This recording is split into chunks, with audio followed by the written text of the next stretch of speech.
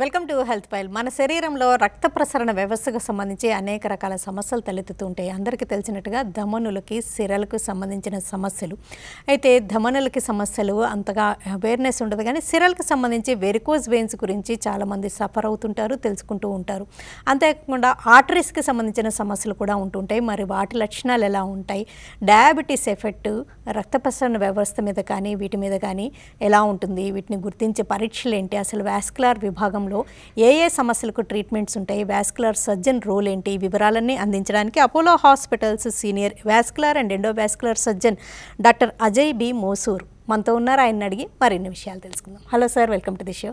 Hi hello, నేను doctor Ajay B Mosur అండి. I'm vascular endovascular surgeon from Apollo hospitals Jubilee Hills. So basically మన vascular surgery అంటే first ఏంటంటే మనం తెలుసుకుంటామండి, వాస్కులర్ ఆర్ బ్లడ్ ఫ్లో రక్త సరఫరా అంటారు. సో మన గుండె నుంచి వచ్చిన సరఫరా మంచి రక్తం అంటారు, మళ్ళీ అది బ్యాక్ హార్ట్కి వెళ్ళాలి, అది చెడు రక్తం అంటారండి. సో వాస్కులర్ సర్జన్స్ మేము ఆ బ్లడ్ వెజల్స్లో ఆపరేట్ చేస్తాం. ఎనీథింగ్ అవుట్ సైడ్ మన హార్ట్ బ్రెయిన్ తప్ప బాడీలో మొత్తం నెట్వర్క్ లాగా ఉంటుంది బ్లడ్ వెజల్స్, ఆ బ్లడ్ వెజల్స్లో మొత్తం మేము ఆపరేట్ చేస్తాం. So vascular and endovascular, endo అంటే మన రక్త సరఫరా లోపల సర్జరీ చేస్తాం, ఓపెన్ సర్జరీ అంటే అది ఓపెన్ వాస్కులర్ సర్జరీ అంటారు. ఇప్పుడు ప్యారలల్ ఇవ్వాలి అంటే ఒక టైంలో హెర్నియా సర్జరీ అన్ని ఓపెన్ సర్జరీ చేస్తారు, ఇప్పుడు అది కీహోల్ సర్జరీ లాగా ల్యాప్ సర్జరీ అంటారు. సేమ్ వే మన రక్త సరఫరాలో కూడా మనం ఓపెన్ సర్జరీ చేయొచ్చు, ఎలా గుండెకి బైపాస్ యాంజియోప్లాస్టీ అంటారు కదా, సేమ్ వే మన బాడీలో అన్ని బ్లడ్ వెజల్స్కి మనం ఓపెన్ సర్జరీ కూడా చేయొచ్చు, మళ్ళీ ఎండోవాస్కులర్ మినిమలీ ఇన్వేజివ్ సర్జరీ కూడా చేయొచ్చు. సో యాజ్ వాస్కులర్ సర్జన్స్ మేము 3 years స్పెషల్లీ దీనిలోనే ట్రైన్ అయ్యి వస్తాం to do both open as well as endovascular surgery. Okay, అసలు జనరల్గా వాస్కులర్ విభాగంలో ఎలాంటి సమస్యలు ఎక్కువగా చూస్తూ ఉంటారు? సో యాక్చువల్లీ ఇప్పుడు vascular surgeons and a patients awareness మన జనరల్ పబ్లిక్లో ఎక్కువ లేదండి. Vascular surgery is a very under diagnosed and under treated conditions. ఎక్కువ ఇప్పుడు కండిషన్స్ ఎలా ఉంటాయంటే most of the time life style diseases. ఇప్పుడు ఇండియాలో మీరు చూస్తే non communicable diseases are more. So life style diseases like diabetes, hyper tension, cholesterol, any patient 60 years పైన వెళ్ళారంటే వాస్కులర్ ప్రాబ్లమ్స్ స్టార్ట్ అవుతాయి. సో ఎలా ప్రాబ్లం ఉంటుంది అంటే మెయిన్లీ కాళ్ళల్లో మీరు చూస్తే ఎక్కువ నడిస్తే పిక్కులు పట్టడం. సో ఒక 250 meters 500 meters తర్వాత కాళ్ళల్లో పిక్కులు పట్టడం, that is one of the symptoms. ఇంకొకటి గాయము, చాలా పేషెంట్స్ సఫర్ అవుతారు, 3 weeks 4 weeks డ్రెస్సింగ్స్ చేస్తారు, గాయం మానదు, అటువైపు పేషెంట్స్ కూడా అండర్లయింగ్ వాస్కులర్ ప్రాబ్లం ఉంటుంది. ఇంకొకటి వేలు నల్లగా అవ్వడం అండ్ నాన్ హీలింగ్ అల్సర్స్ అంటారు. సో వేలు దగ్గర గ్యాంగ్రీన్ లేదంటే వేలు నల్లగా అవ్వడం. అండ్ ఇంకొకటి రెస్ట్ పెయిన్ అంటారు. రెస్ట్ పెయిన్ అంటే నైట్ టైంలో పెయిన్స్ వల్ల స్లీప్ డిస్టర్బ్ అవ్వడం. ఇదన్నీ ఉంది అంటే మన కాలుకు వచ్చిన రక్త సరఫరా దట్ ఈస్ మంచి రక్తం తగ్గింది అనమాట. సేమ్ థింగ్ ఇప్పుడు చెడు రక్తం ప్రాబ్లం ఎలా ఉంటుంది అంటే మెడికల్ కండిషన్స్ ఉన్నాయి, జనరల్లీ 2 కాలాల్లో వాపులు వస్తాయి, బట్ ఒకటే కాలంలో వాపులు వస్తుంది అంటే that must be some underlying vascular anatomical problem ఉంటుంది. సో ఒకటే కాలంలో స్వెల్లింగ్ ఎక్కువ ఉంది.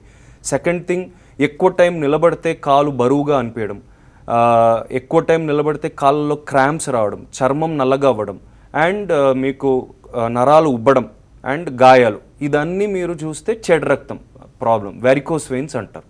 సో బ్రీఫ్లీ ఇదన్నీ ఉంది అంటే మనము వాస్కులర్ పెథాలజీస్ అంటారు. ఓకే, ఒక కాల్ చూద్దామండి.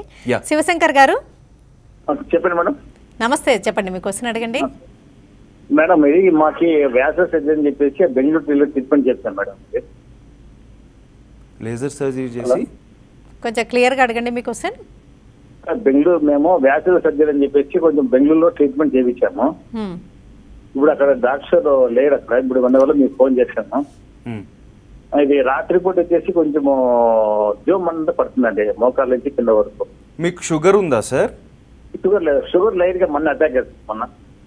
లేదు, సో జుమ్ అని ఉంది అంటే మీకు బేసిక్లీ లేజర్ ఆపరేషన్ మీకు వెరికోస్ వెయిన్స్ ప్రాబ్లం ఉంది అంటే చేస్తారండి. బట్ ఇప్పుడు ఎవిడెన్స్ అంటే మీరు చూస్తే డయాబెటీస్ వల్ల మన మంచి రక్తము చెడు రక్తం బోత్ బ్లడ్ వెజల్స్ అఫెక్ట్ అవుతాయి. సో కాళ్ళల్లో మీకు జుమ్ ఉంది, ఎక్కువ టైం నైట్ టైంలోనే ఎక్కువ ఉంది అంటే అది అప్పుడప్పుడు న్యూరోపతి వల్ల రావచ్చు. ఇది డయాబెటిక్ పేషెంట్స్లో కామన్గా మేము చూస్తాం. లేదంటే ఏజ్ పెరిఫరల్ న్యూరోపతి అంటారు, ఒక సర్టన్ ఏజ్ తర్వాత మీ నరాలు that is not blood vessel. Blood vessel పక్కన ఉంటాయి, పక్కనే నరాలు ఉంటుంది, ఎలక్ట్రికల్ కేబుల్స్ లాగా. ఆ కేబుల్స్ అప్పుడప్పుడు కొద్దిగా ఎక్కువ యాక్ట్ అయింది అంటే కూడా కాలల్లో అటువైపు జూమ్ లాగా వస్తుంది. దీనికి మెడిసిన్స్ ద్వారా మనం మేనేజ్ చేయొచ్చు, బట్ డెఫినెట్లీ ఒకసారి మీరు వాస్కులర్ సర్జన్ని కన్సల్ట్ అవ్వండి. ఈ సిరలకి ధమనులకి అంటే వెయిన్స్కి ఆర్టరీస్కి వచ్చే సమస్యలు ఎప్పుడు ప్రైమరీగానే ఉంటాయా, సెకండరీ కూడా అంటే సమ్ అదర్ హెల్త్ ప్రాబ్లమ్స్ వల్ల కూడా తలెత్తే రిస్క్ ఉంటుందా? No, most of the time other than trauma ఇదన్నీ సెకండరీనే అండి. ఎందుకంటే లైఫ్ స్టైల్ డిసీజ్ అదే చెప్తున్నాను కదా. సో డయాబెటీస్ అండర్లయింగ్ ప్రాబ్లం, అది మెడికల్ టర్మ్లో అంటే అథిరోస్క్లిరోసిస్ అంటారు. అథిరోస్క్లిరోసిస్ అంటే ఇప్పుడు మన నార్మల్ బ్లడ్ వెజల్ మీరు చూస్తే ఒక 5 to 6 millimeters ఉంటుంది. ఓవర్ టైం డయాబెటీస్ వల్ల ఏమవుతుంది అంటే ఆ బ్లడ్ వెజల్ ఆ ప్యాసేజ్ మెల్లమెల్లగా నారో అయిపోతుంది. సో బికాస్ ఆఫ్ దట్ వచ్చిన సరఫరా తగ్గిపోతుంది.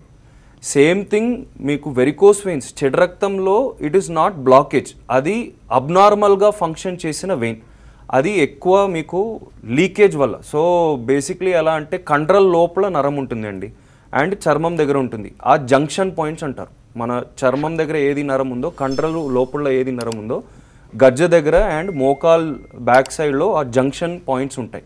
అక్కడ లీకేజ్ స్టార్ట్ అయింది. బేసిక్లీ అది ఎలా చెప్పాలంటే ఒక డ్యామ్ ఓవర్ఫ్లో అయింది అంటే ఎలా అవుతుంది, ఆ డ్యామ్ ఓవర్ఫ్లో అయిన వల్ల రిఫ్లక్స్ అంటారు, లీకేజ్ వల్ల వెరికోస్ వెయిన్స్ వస్తాయి. ఆర్టీరియల్ ప్రాబ్లమ్స్ బ్లాకేజెస్ వల్ల, అది టైంతో పాటు నరము సన్నగా అవుతుంది, ఇది టైంతో పాటు నరము పెద్దగా అవుతుంది.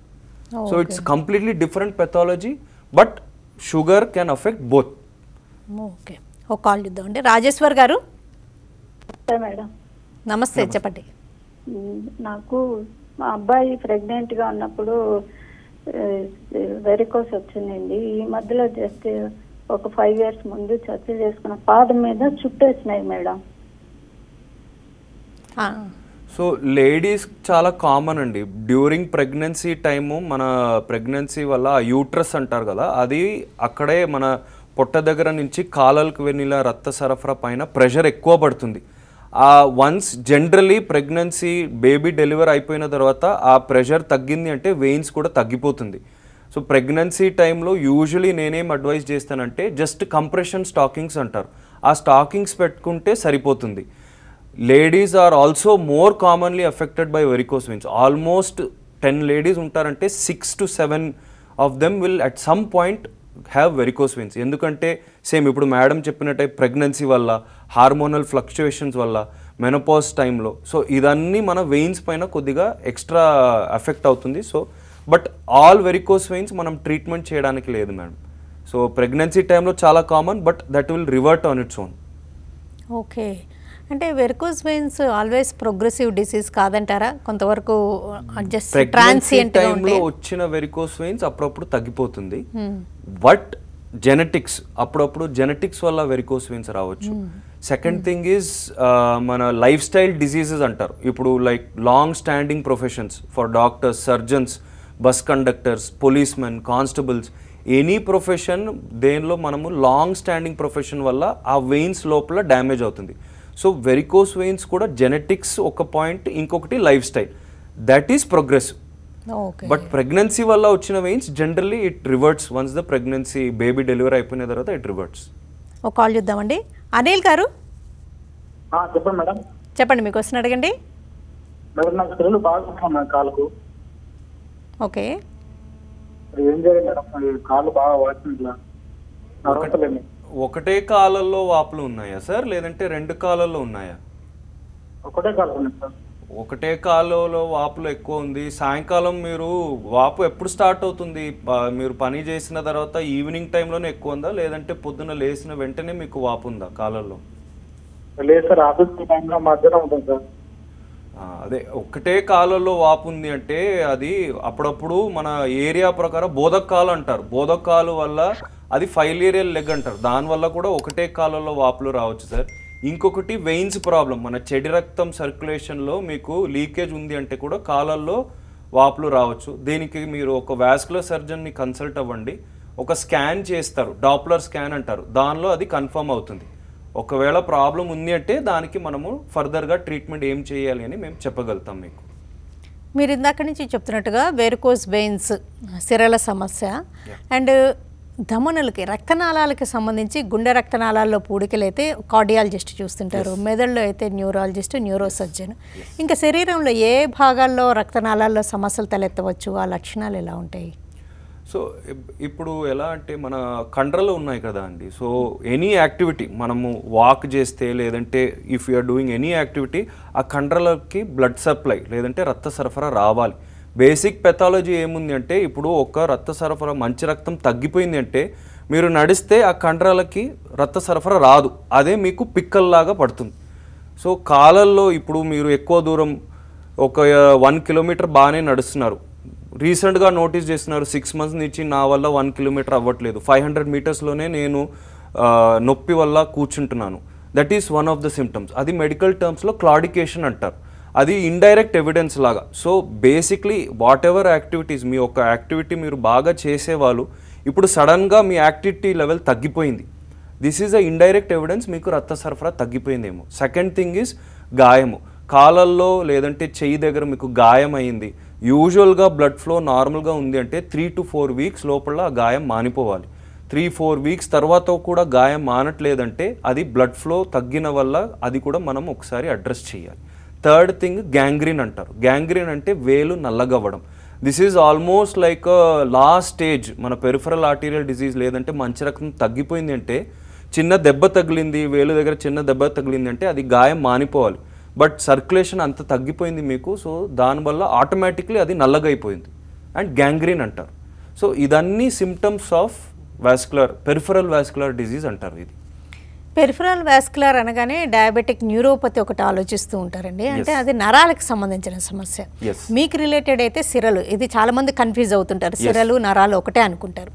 సో సిరలు వెయిన్స్ సమస్యలు అయితే మీరు వెరికోజ్ వెయిన్స్, ధమనుల సమస్యలు అంటే పిఏడి అన్నారు కదా, అంటే దాని లక్షణాలు ఎలా ఉంటాయి? అదే మేడం. సో పిఏడి అది medical terms peripheral arterial disease అంటారు. ఇప్పుడు లైఫ్ స్టైల్ డిజీజ్ మన smokers, diabetes, hyper tension, cholesterol, risk factors ఇది అన్నీ సేమే మేడం. ఇప్పుడు గుండెలో ఎలా బ్లాక్స్ వస్తాయో అటువైపే మన కాలాల్లో చెయ్యికి కూడా రక్త సరఫరాలో బ్లాకేజెస్ రావచ్చు. So most of the time ఇప్పుడు డయాబెటిక్ పేషెంట్స్కి మీరు చూస్తే బ్లాకేజెస్ ఎక్కడ వస్తాయంటే తొడభాగం దగ్గర లేదంటే మోకాల్ కిందనే ఎక్కువ బ్లాకేజెస్ వస్తాయి. సేమ్ థింగ్ స్మోకింగ్ హ్యాబిట్ ఉంది, టొబాకో హ్యాబిట్ ఉంది అంటే వాళ్ళకి గజ్జ పైన పొట్ట దగ్గర ఇక్కడ బ్లాకేజెస్ ఎక్కువ వస్తాయి. And like I said blood flow తగ్గింది అంటే ఫస్ట్ సిమ్టమ్ పెయినే ఎక్కువ ఉంటుంది, సివియర్ పెయిన్. బట్ పెయిన్ నడిస్తేనే పెయిన్ వస్తుంది, జాయింట్ పెయిన్ కాదు. మోకాల్ చుట్టూ అప్పుడప్పుడు పెయిన్స్ వస్తాయి, లేదంటే యాంకిల్ చుట్టూ మడం చుట్టూ పెయిన్ వస్తుంది, అది ఆర్థరైటిస్ వల్ల.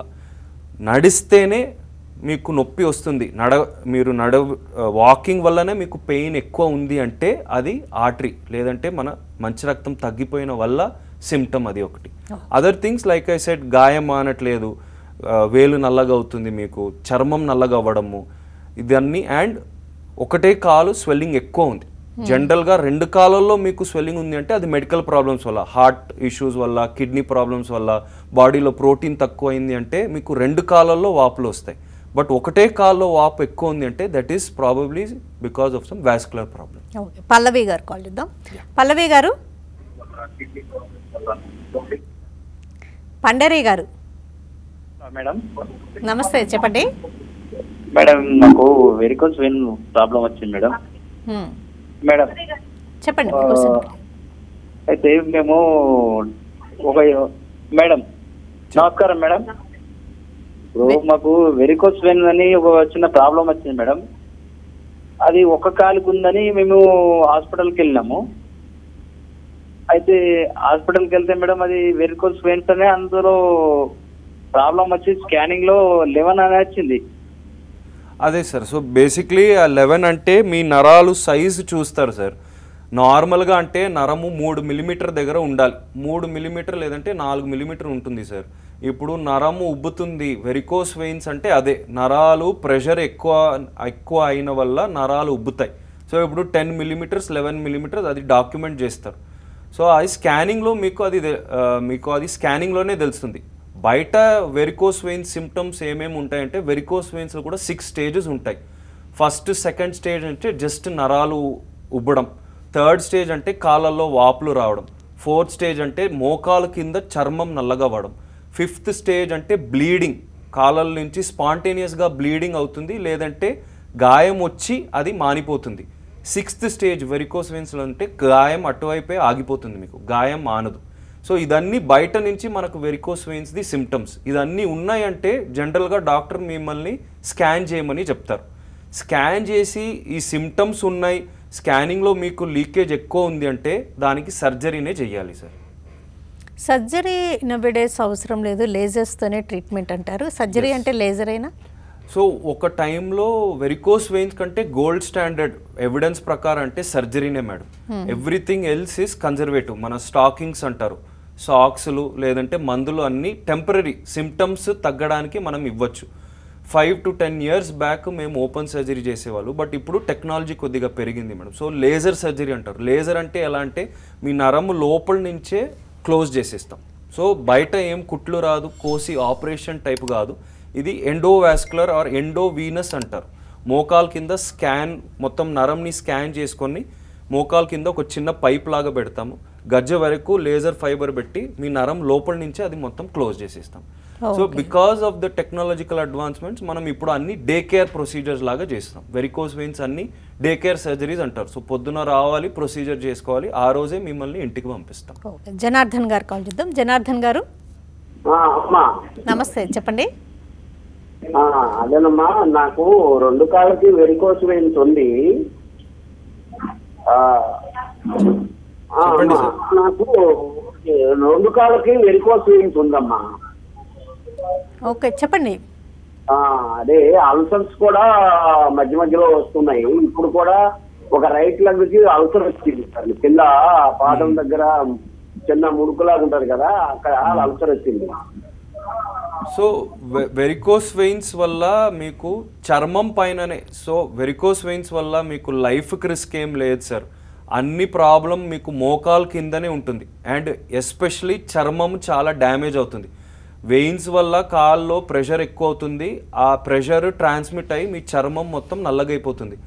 ఆ ఎక్కడ నల్లగైందో ఆ చర్మం చాలా ఫ్రెజైల్గా ఉంటుంది. చిన్న దెబ్బ తగిలింది అంటే కూడా అది ఓపెన్ అప్ అయిపోతుంది, ఓపెన్ అయ్యి గాయం అయిపోతుంది. సో ఇనిషియల్గా మీకు చర్మం నల్లగా గాయం అయింది అంటే దానికి కంప్రెషన్ డ్రెస్సింగ్స్ అంటారు. పట్టి పెట్టి గాయంని ఫస్ట్ ట్రీట్మెంట్ చేస్తాం, బట్ అది temporary measure sir. Main problem మనము వెయిన్స్, ఏ వెయిన్స్ లీక్ అవుతుందో దాన్ని అడ్రస్ చెయ్యాలి. అది చేస్తేనే మళ్ళీ మళ్ళీ ఇటువైపు ప్రాబ్లం మీకు రాదు. అండ్ 2 కాళ్ళల్లో ప్రాబ్లం ఉంది అంటే ఫస్ట్ ఏ కాలు ఎక్కువ ఉందో అది చేసుకొని తర్వాత ఇంకొక కాలు చేస్తే బెటర్, సేఫ్.